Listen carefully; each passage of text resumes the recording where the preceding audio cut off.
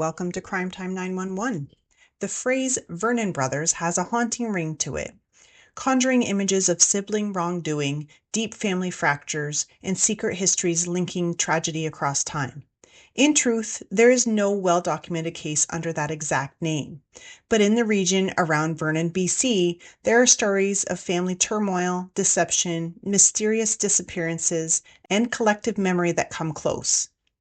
What I did was map together two of the most well-known local cases and explore the spaces in between them. The rumors, the unknowns, the whispered local lore. That composite gives lens into how darkness sometimes hides in family shadows and how a name like Vernon Brothers might emerge from legend. Let's begin with the most concrete, the tragic 1996 Vernon incident. It was April 5th, 1996. A calm spring morning in Vernon's Mission Hills neighborhood. Families were preparing for a wedding. The mood on the surface was ordinary. Yet, by the end of the day, what unfolded would become one of Canada's most chilling family tragedies. What makes this case so haunting is how personal it was. The victims were not strangers. They were family. The event blended rage, grief, and premeditation in devastating proportions. The central figure was Mark Vijay Chahal, age 30. He had previously been married to Rajwar, from whom he was divorced in early 1995, more than a year before the tragedy. Through court and police records, it was revealed that Rajwar had made repeated formal complaints about threats and DV.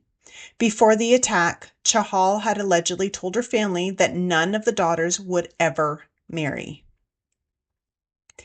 Investigators later confirmed that Chahal legally owned all the items used.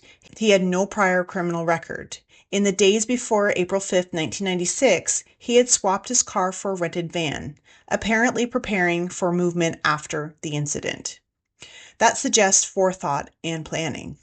At roughly 10:30 a.m., Chahal arrived at his ex-wife's home. One of her sisters was preparing for her wedding that day.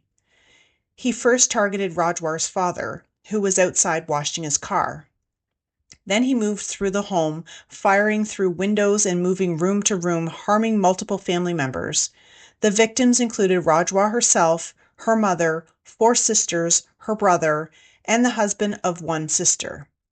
6 were unalived immediately. 3 more passed away later in the hospital. 2 other relatives were injured, and 2 young girls escaped unharmed. In total, 9 family members lost their lives that day, and Chahal ended his own life shortly after.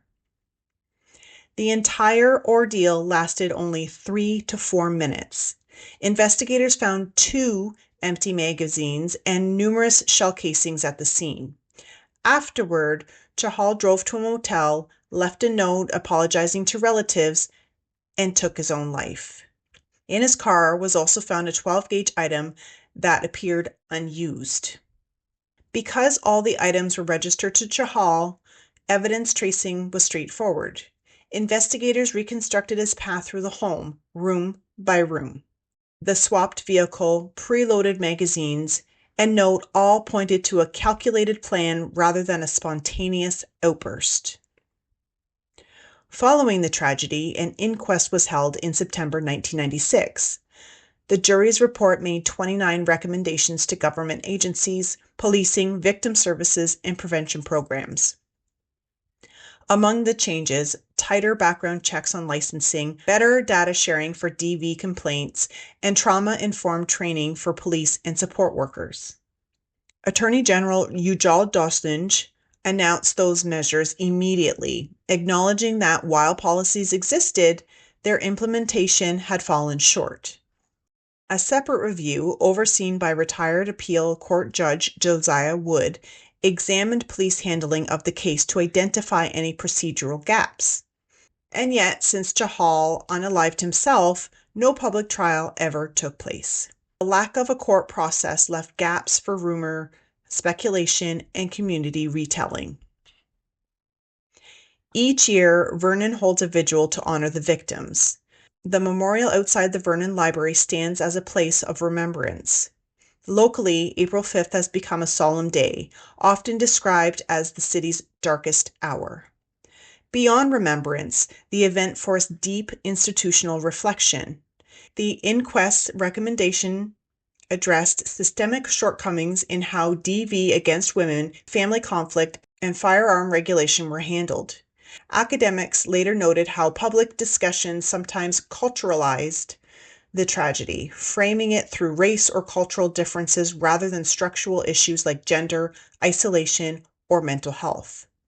To locals, however, the pain remains.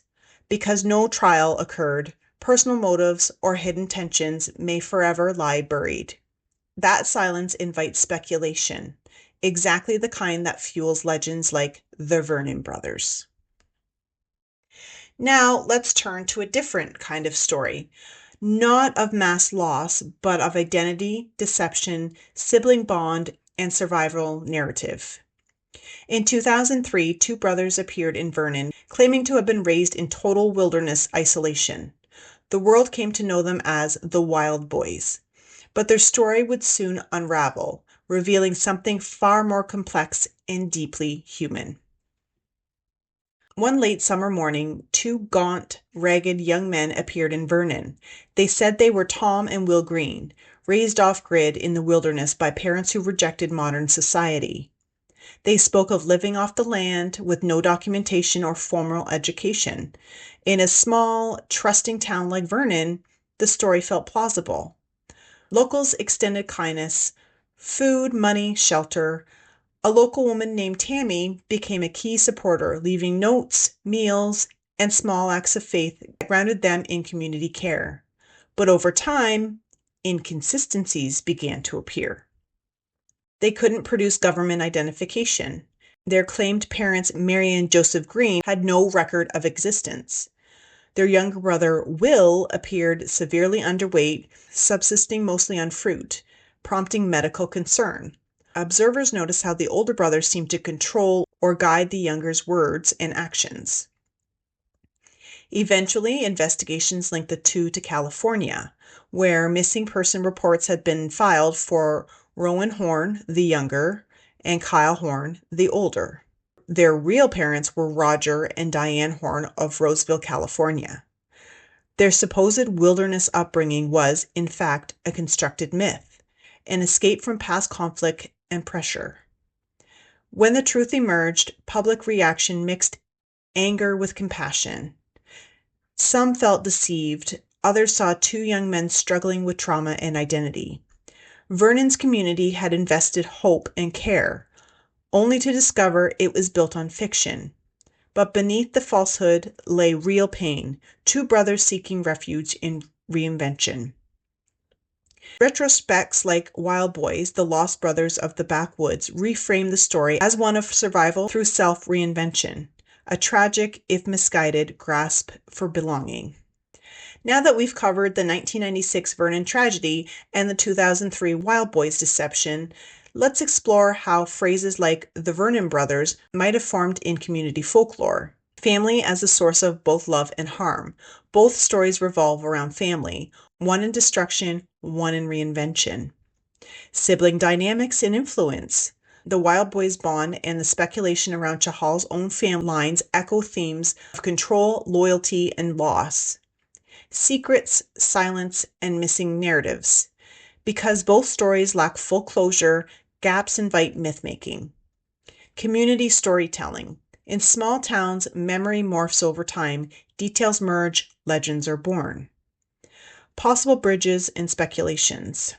Locals may fuse both stories into a shared myth, two tragedies merging in oral history. Forgotten sibling disputes or disappearances might exist in smaller archives.